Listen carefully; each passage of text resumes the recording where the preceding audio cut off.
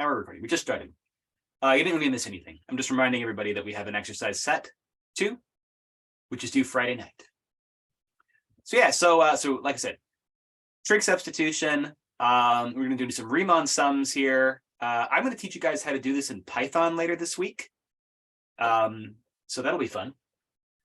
And then at the end, at the bottom here, we've got the partial fraction decomposition, which I've been teaching you lately. And we're going to do some more examples of that today. So that's the first thing I wanted to tell you. I feel like there was something else I wanted to tell you.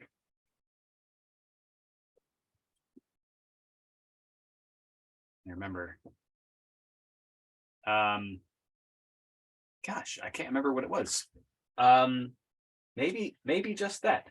Yeah, I think that was it. So we'll go ahead and head over to the whiteboard now.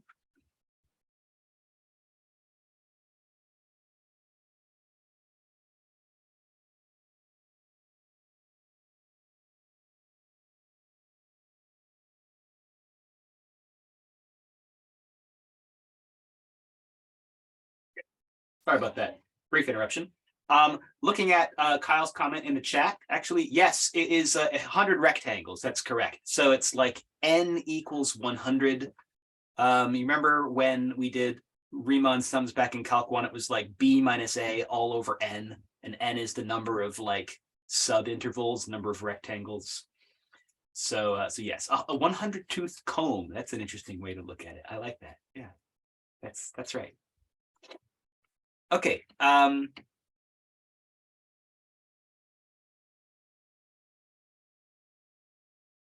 am just booting up the whiteboard. We'll dive in. I have some Calc 1 right now. Get rid of that. I already saved it.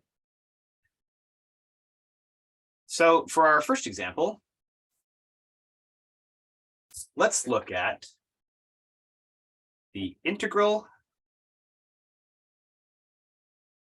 Where'd my notes go? Shoot. Okay, there. Okay. Integral of 1 over x cubed minus x squared plus x minus 1. Well, x cubed minus x squared plus x minus 1 was a bit of a mouthful. Let's see if we can factor that.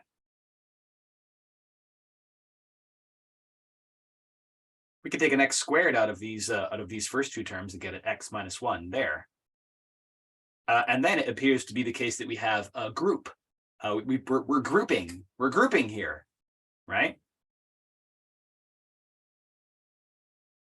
Okay, so there's our factorization, x minus 1 times x squared plus 1. Can we take that any further? Can we factor this?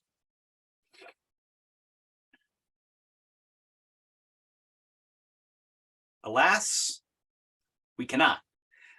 Not without complex numbers, right? So this is actually an irreducible quadratic factor. There's a theorem from algebra that any polynomial can be factored into linear factors or irreducible quadratic factors. An irreducible quadratic is basically a quadratic. There's a couple ways to think about it. It's a quadratic without any real zeros. It's a quadratic such that when you do the quadratic formula, the discriminant is negative, so its outputs would be complex. Or graphically, it's a parabola that doesn't cross the x-axis, right? So that's an example of an irreducible quadratic. So there we go. So in this case, that's our denominator. And when we have irreducible quadratics in the denominator, we have a particular way we need to do our partial fraction decomposition. So let's go over that now. So let me go ahead and change colors. Yes.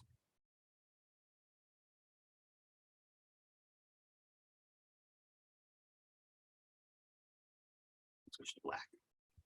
So looking at this expression, 1 over x minus 1 times x squared plus 1, we want to decompose this into some simpler fractions, a over x minus 1 plus, and then the second term is going to be over x squared plus 1, but since that is an irreducible quadratic, what we want to do is in the numerator use bx plus c.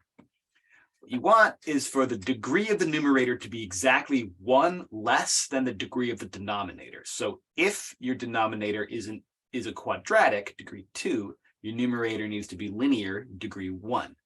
But it needs to be like basically an arbitrary linear function. So you can't specify either of the coefficients.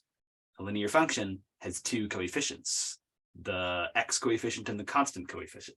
So that's why we're using variables for both of those. So there we are. So that's how we set it up. And now we can do the thing where we put it back together again.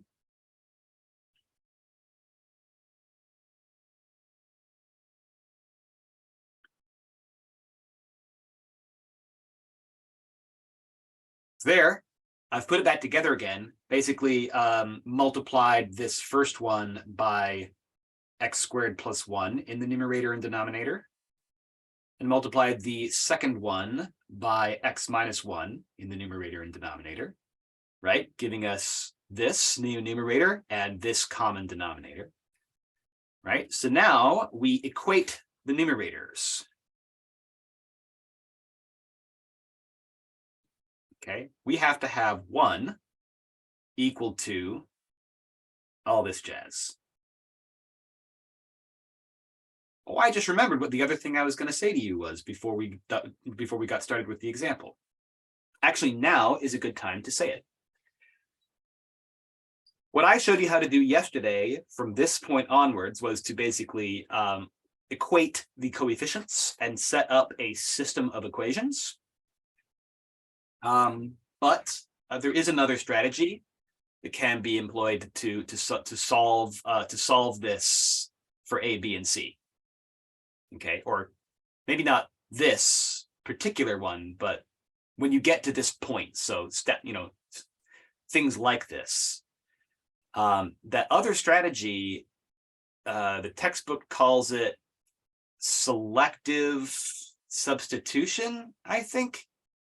So I'm looking at this example 3.29.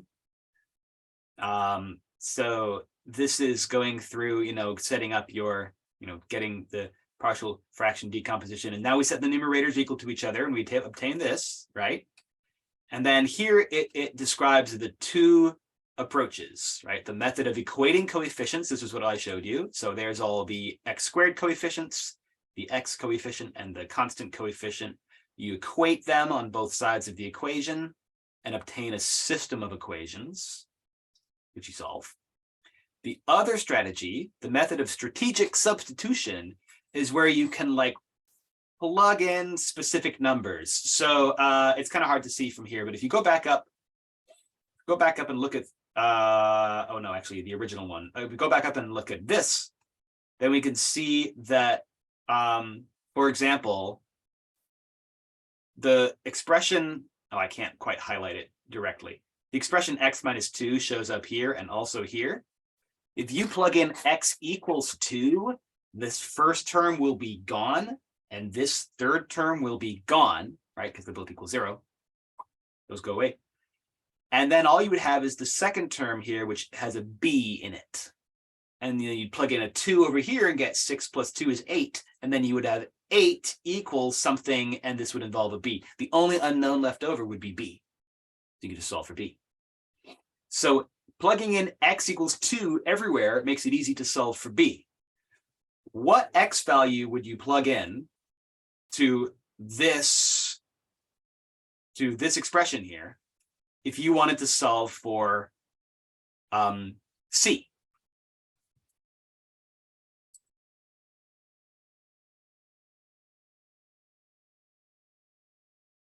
If you wanted to solve for c, you would want to get rid of the first 2 terms. So Cheyenne's got it in the chat over there.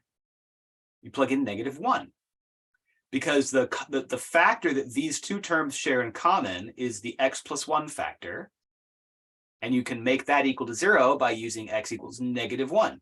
Then those two terms become 0. We only have this third term left, which is not 0. And then you'd, on the left-hand side, you'd have like -1 as well, I guess, because you just plug in a -1 and evaluate it. So then you could solve for C. Likewise, you can solve for A by substituting in what value for x?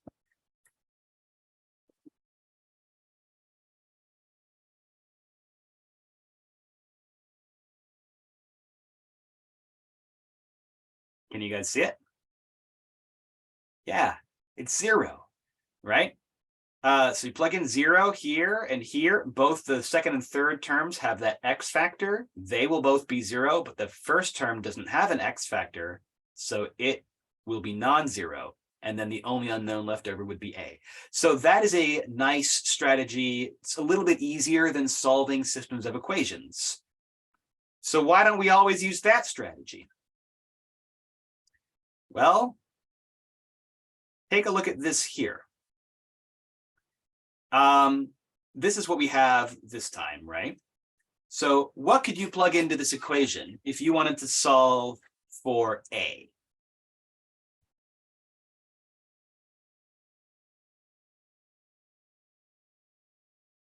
One. If we plug in x equals 1 over here, we get 0. Then we would only have the A unknown left. So we should be able to solve for A. But what would you plug into this if you wanted to solve for B?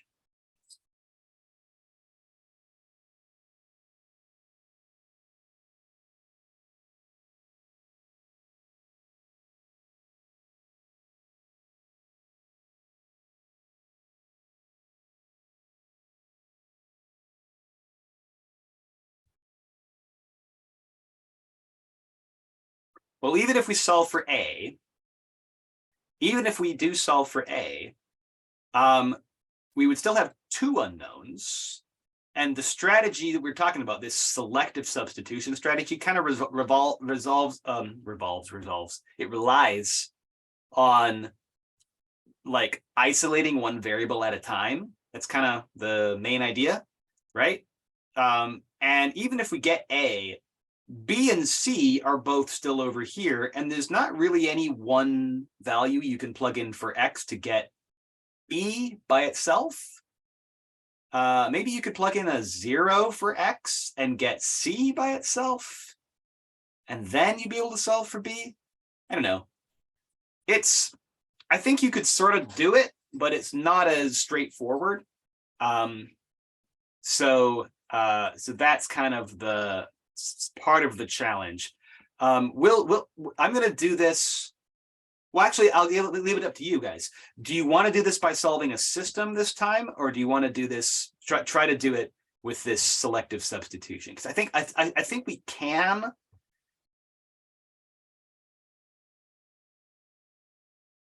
Yeah, solve for C and then get B. We just have to do them in the right order. Let's try it.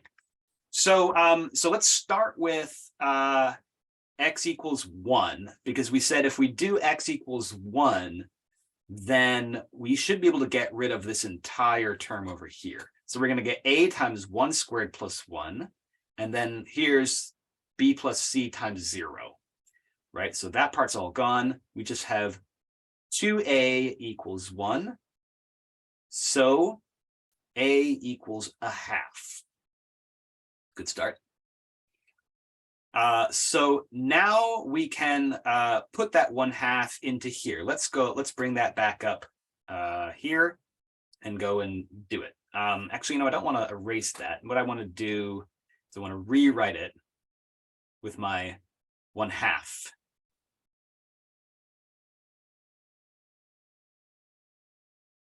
Okay. So now, if we want to get C by itself, I guess we can use x equals 0 to get rid of this. Let's try that. Okay, using x equals 0, we now have 1 equals a half times 0 plus 1. So that's just a half times 1. And then we have b times 0 plus c. So I guess 0 plus c times -1.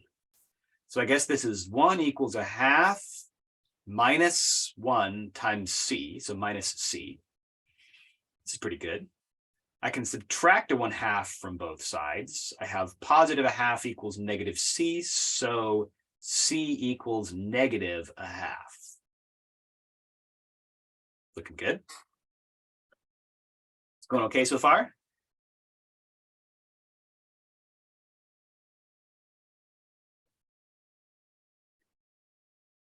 So now we should be able to put both of those back in. And if we have a and c, the only unknown should be b. So we should just be able to solve for b. Using, I guess, any other x value. So let's try it. So 1 equals a half x squared plus 1 plus bx plus a half times x minus 1. And now, yeah, I guess we can pick any other x value and solve for b. So what other x value would you like to pick? Thelma suggests -1. I think that seems pretty good.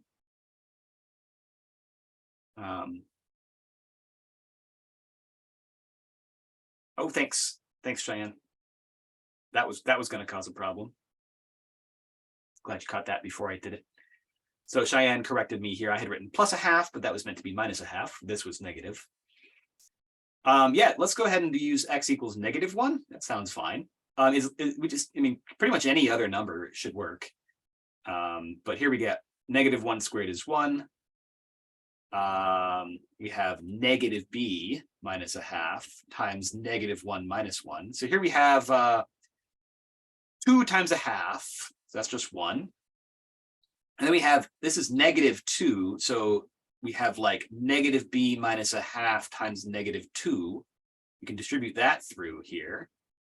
1 equals 1 minus 2, no, plus 2b, and then plus 1. I think that's right. There's a lot of negatives there. That's like a lot of double negatives and things. But we got it. So let's see, you can subtract 1s to cancel those. Let's move this over by subtracting. So -1 leaves us just with 2b. And b is again -1/2. So we did it. Good. So yeah, so that strategy worked okay. So now we can come up here and say, well, okay, so this is going to be 1/2 divided by x minus 1 plus, and then our bx plus c is going to be -1/2 x minus a half all over x squared plus 1. So there's our partial fraction decomposition. So now we just need to go back to the original integral we were working on. I'm going to switch back to my sort of nice blue color here. And we're going to put that in and then try to integrate it. Okay, so we have the integral of a half over x minus 1 dx. I'm going to go ahead and apply that sum rule. So I can split it over the addition here. And then plus the integral of, I'm going to factor out this -1/2, if that's okay with you folks, and put the -1/2 on the outside. I think that's just going to make this a lot simpler to look at. Because then I just have x plus 1 over x squared plus 1. Does that make sense? And I could have done the same thing over here. I could have factored this 1/2 out over here and then just kept that as and then just had the numerator be 1.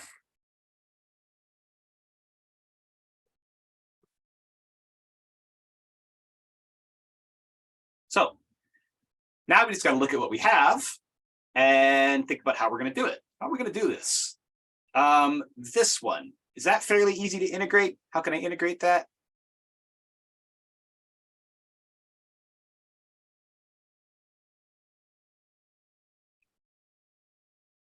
One over x minus 1.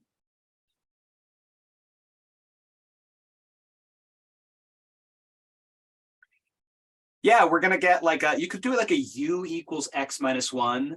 Du is just equal to dx, so it's a nice simple straight substitution. And then you have like 1 over u, and the antiderivative of that is the natural log of u, right? So yeah, we're gonna get a half times the natural log of x minus 1. Okay, so that should be fine. So I'm not too worried about that term. That term's easy to integrate. What about this one? What are we going to do there? Split the second one. Another partial fraction decomposition. So if we could do another partial fraction decomposition, if we were going to do another partial fraction decomposition, we'd have to be able to factor that denominator. But we can't, right? So the reason we still have a messy rational function as our second term is precisely because that denominator wasn't factorable. But Thelma's got an idea. Thelma, could you expand on what you mean by split it? What do you mean by that?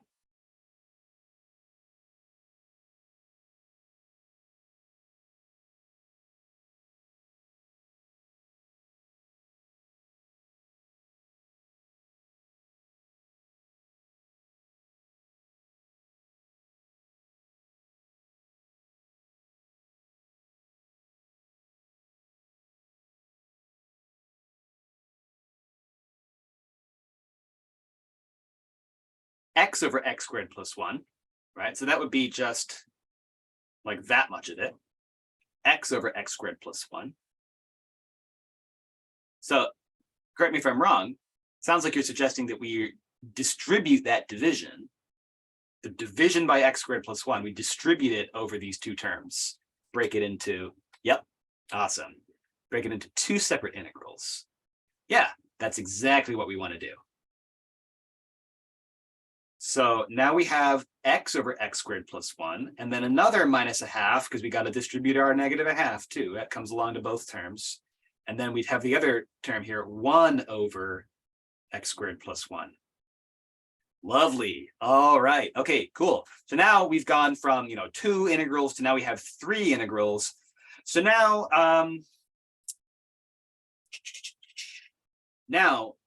we said we could do this one with logarithm. This is going to be a half natural log of the absolute value of x minus 1.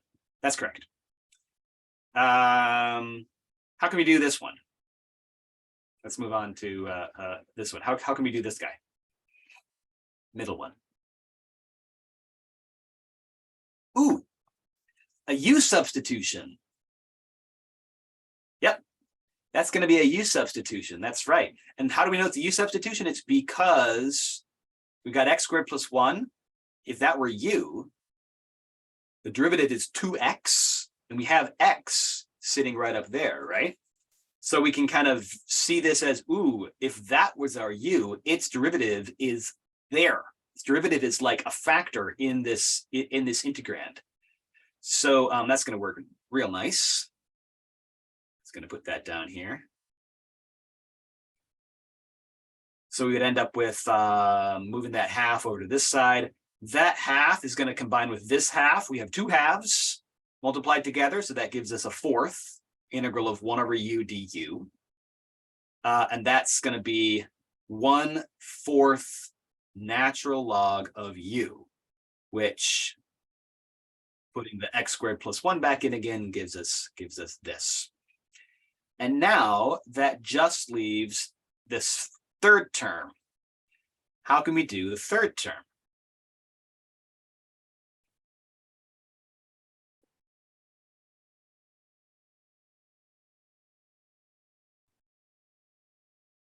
Trig sub. Yeah, we can do a trig substitution. It's actually slightly easier even than just doing a trig substitution. Inverse power rule alone, like you mean the anti-power rule, like for antiderivatives, that's not quite sufficient. If you could do something like, if one could do something like this, then we could just use because then we just write it as a sum of power functions, and we could just use the anti-power rule. But alas, this is algebraically invalid. Nope. Can't do that. That's not how fractions work. We could distribute division over addition in the numerator, but we can't distribute a numerator over addition in the denominator. Yeah, this is, so we could do a trig substitution with x equals tangent theta, but actually you might just recognize this as the derivative of arctangent. So it's just arctangent. That makes sense? Like the antiderivative of that is just arctangent.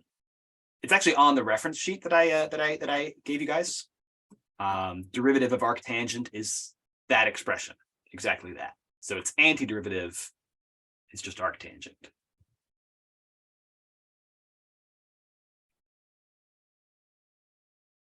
There we go. Let me put a plus c on the end for good measure. Yes, you should end up with arctangent of x when you do a trig substitution as well, because when you do a trig substitution, what you're going to end up with is just integrating 1 with respect to theta. Like when you do a trig substitution, what you'll find here is everything cancels out, and then you just have 1. You integrate 1, you get theta, and then you replace theta with arctangent of x when you translate back to x. So yeah, you'll get the same answer. In general, with these sorts of problems where you have an irreducible quadratic, it is common to end up with something where you might need to use a trig sub. In this, I chose an example where it was pretty easy. It was just like, oh, that's just arctangent, right? But in general, whatever you get with that last term there, where you have this irreducible quadratic and a constant numerator, that could involve a trig substitution. It just sort of depends on how complicated it is. Okay, should we do another one?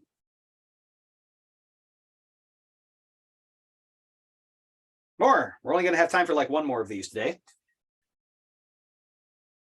Export this.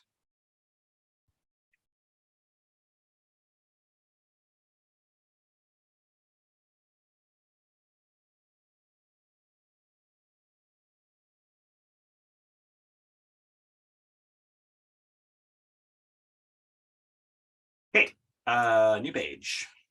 So for this new page, I have a monstrosity, a scary monstrosity for you.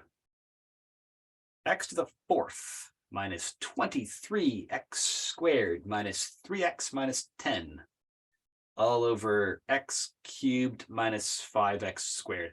This is what happens when I make up my own problems. I mean, I made it up and it's not that bad. It's going to be fine. I wanted to do another example where we have to do some long division, just to review what that looks like. So here we have a rational function whose numerator is of a degree greater than or equal to the denominator.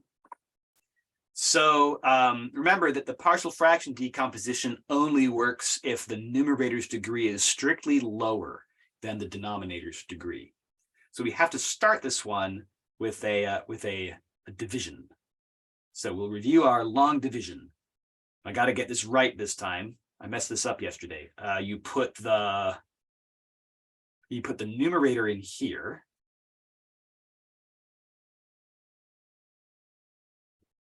I'm smiling because I'm worried I messed it up again. And you put the denominator out here. Is that how you do it? Yeah, because then you multiply that by something to see what goes into this. Yeah, no, that's how you do it. Yeah. Okay, I think I got it right this time. So numerator's on the inside there. Here's our long division thingy. Remember, we're going to build our quotient up here, and we're going to get the remainder somewhere down here when we're done. How do we do it? Well, we ask ourselves, what should I multiply this denominator by to make the first term exactly match the first term of the numerator. X. All right. X. Now I do that multiplication. So multiplying this stuff by x, I'm going to distribute that multiplication all the way through over there. So I get x to the fourth minus 5x cubed. Then I'm going to subtract that entire thing from the denominator. So, or from the numerator. I'm going to scoot this down because it's notable that this numerator here is actually missing an x cubed term. Sometimes when you learn sometimes when you learn like polynomial long division, you are taught, or it's suggested that perhaps you include like any powers of x that are missing times 0, so that you can keep the powers of x organized into columns, right? So here's all the cubes, you know, lined up, and then if there's a squared term, it'll be lined up. So I'm going to do that. Okay, so we're subtracting now from our numerator. So we got the x to the fourth nicely cancels out. 0 minus negative 5. So this is positive 5x cubed. And then all this stuff minus nothing. So the rest of that is still here exactly as it was, but unchanged. Like that. Okay, and then we repeat, right? So now we can add on another term to our quotient. And this next term is determined by what do we want to multiply this denominator by, so that the first term will exactly match this first term. See how we've started over? Same exact process. The answer here is indeed 5. So the next term in our quotient is plus 5. Now we'll do that multiplication, just the 5, right, by the way, not this entire thing, but just the 5 multiplied by this and this. So we get 5x cubed. Oops. And then minus 5 times 5, so minus 25x squared. Okay, now we subtract that from what we had before. Again, just as planned, the first term cancels out. Get negative 23 minus negative 25, that's plus, right? So this is just 2x squared. And then the rest of this stuff, minus 3x minus 10. And that's the remainder.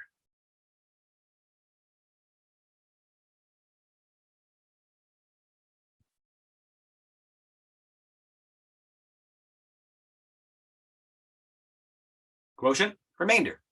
So now what we're going to get is our sort of p of x over q of x, or that's kind of a bad way to put it. What is it usually? It's usually p of x over d of x, I think is the way it's written.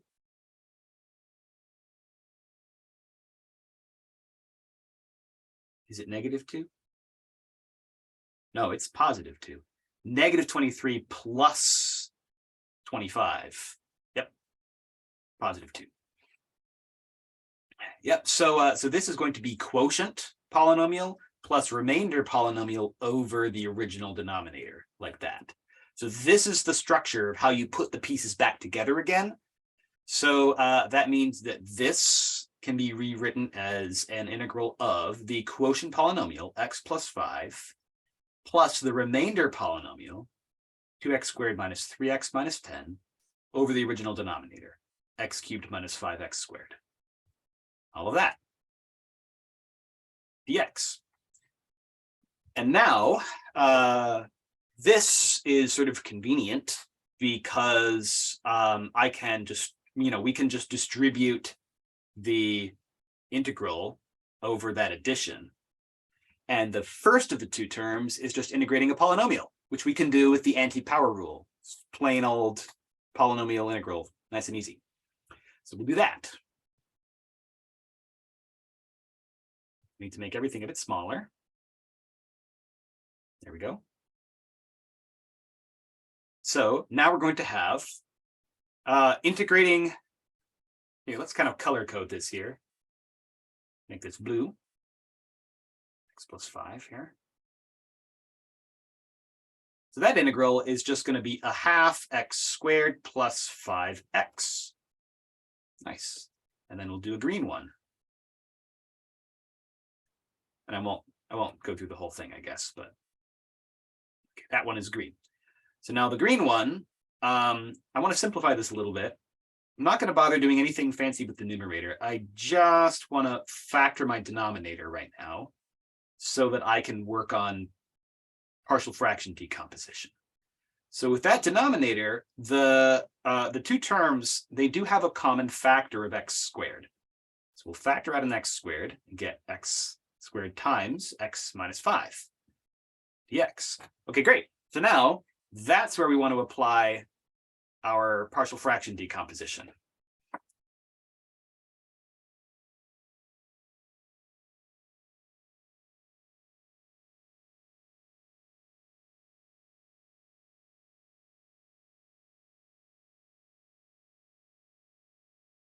Okay.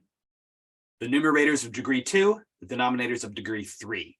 So it's ready. It's ready for partial fractions. So let's do it. So we got, I'm just going to copy down the rational function itself. And I'm going to set up how we're going to do this, partial fractions here. This time, this is a case where you have a multiplicity. You have a factor or a zero, I guess, in the denominator. The zero is 0. I think maybe it's better to say this. You have a factor in the denominator which is raised to a power greater than 1, right? The multiplicity is 2 in that first factor, in the x factor. And when you have a higher multiplicity than 1, you have to include multiple terms in your partial fraction decomposition, one for each power, like building up to the multiplicity. So a over x plus b over x squared. To be honest, I don't even really understand why you have to do this. It's otherwise it doesn't work out. Does anyone understand why we have to do this?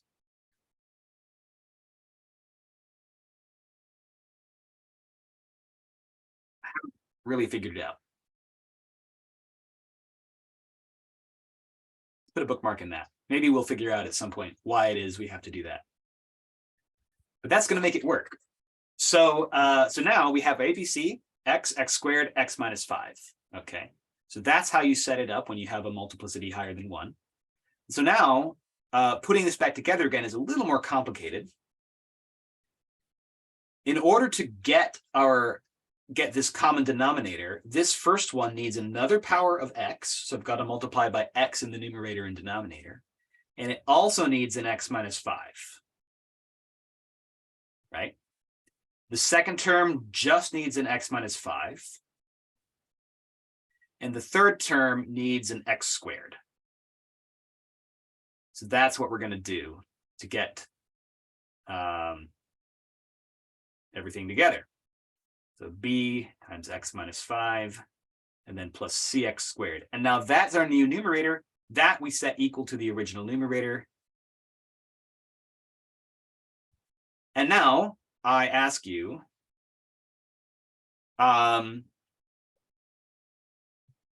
let's approach this. Does bx plus c? Oh, hey, let's go back to Issa's comment in the chat. You can do exactly what Issa said, but it's actually equivalent to what I've written here. Because if you do what Issa wrote there, so one thing is that the way you wrote it is a different order. Like you put the B and the C and the A, like it's a different order that like I did the x squared first and then the A. So your A is my C. Does that make sense? But otherwise, they are entirely equivalent because you can distribute the division by x squared across that bx plus c, and one of the x's cancels out, and you get back to this exact same a over x, like something over x plus something over x squared.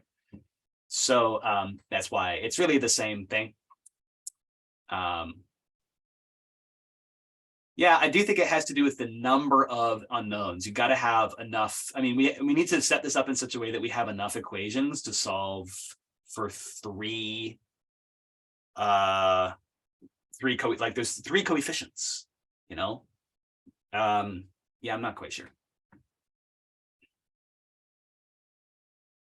Okay, so if you look at this here, if you set x equal to 5, if you do x equals 5, you can cancel this one and solve for c, right? If you do x equals 0, you can cancel this one and solve for b. But what do you choose if you want to solve for a?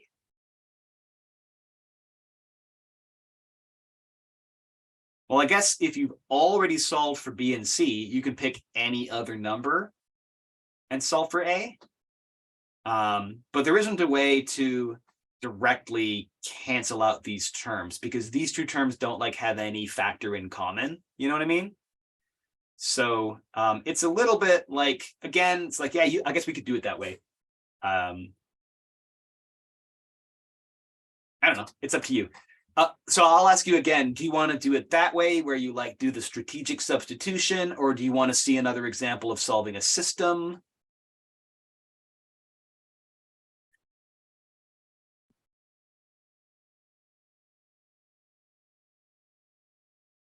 I'm going to go with system here too. I think I agree with Hayden.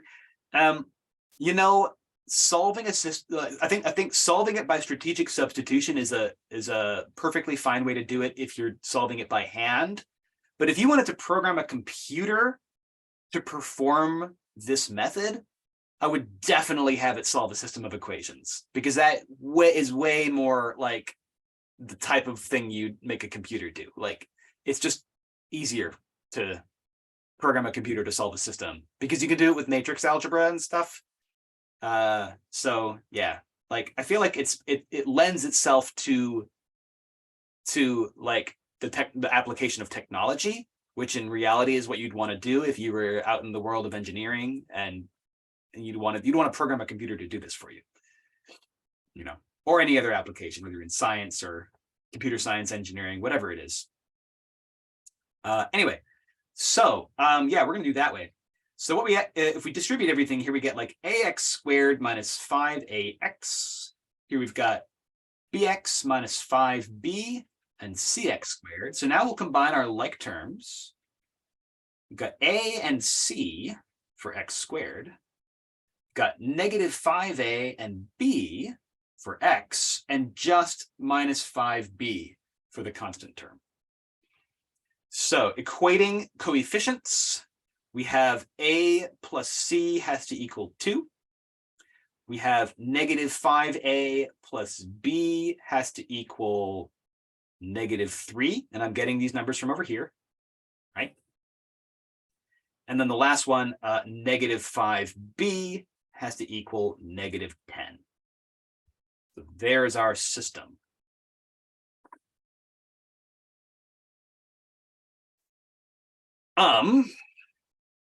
We're losing folks. I think we are close to the end of our hour. That's okay. We'll wrap this one up here. So this gives us b is 2. If b is 2, from here we can have negative 5. If we have plus 2 here, we can subtract that and get negative 5a equals negative 5. So a is 1. And then if a is 1 and a plus c equals 2, then we have to have c equals 1 also. I guess this would be, you know, 1 plus c equals 2, so c is 1.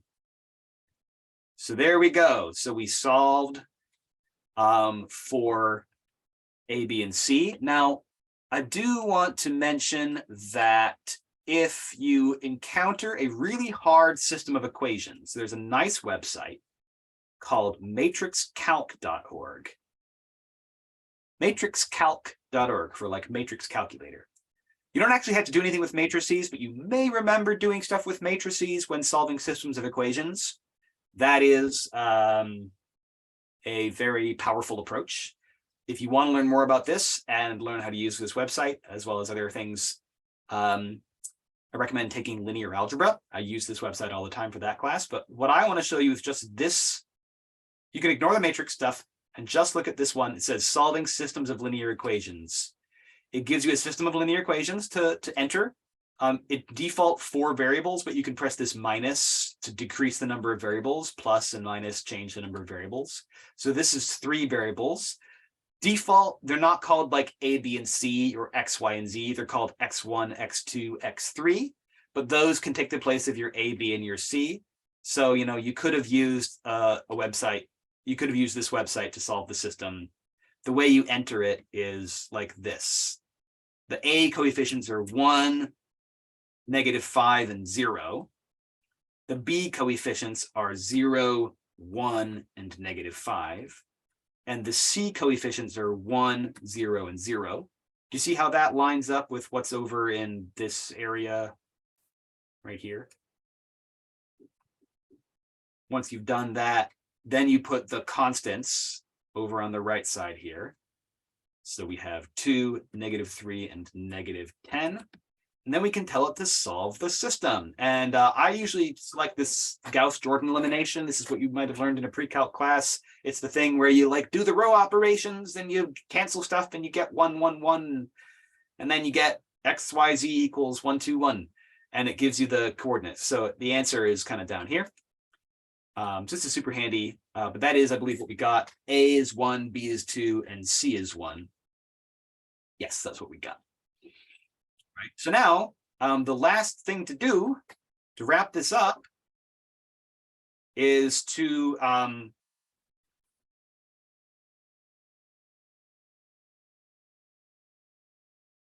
go ahead and replace this with something we can handle here. So we're going to have, tell you what, we'll get back to that guy. I don't want to keep writing that guy. Let's just get this. We're going to have the integral of 1 over x plus 2 over x squared plus 1 over x minus 5. That's equal to that big integral there. Break it into 3 pieces, right? And then we get from that natural log of x. What's the integral of 2 over x squared?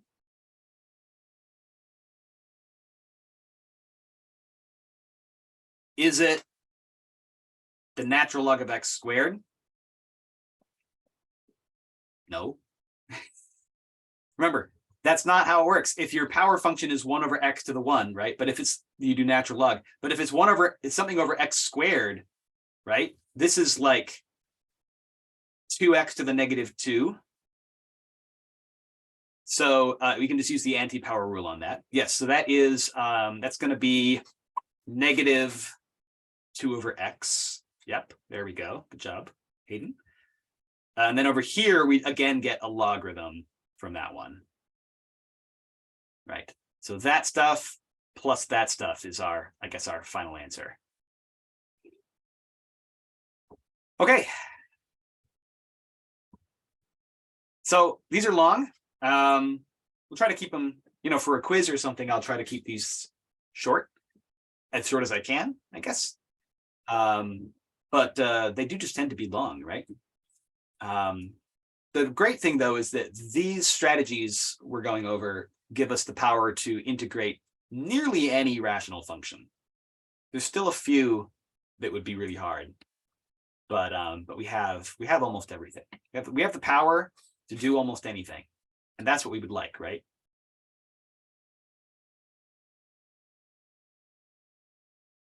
All right, folks, have a good day. See you tomorrow.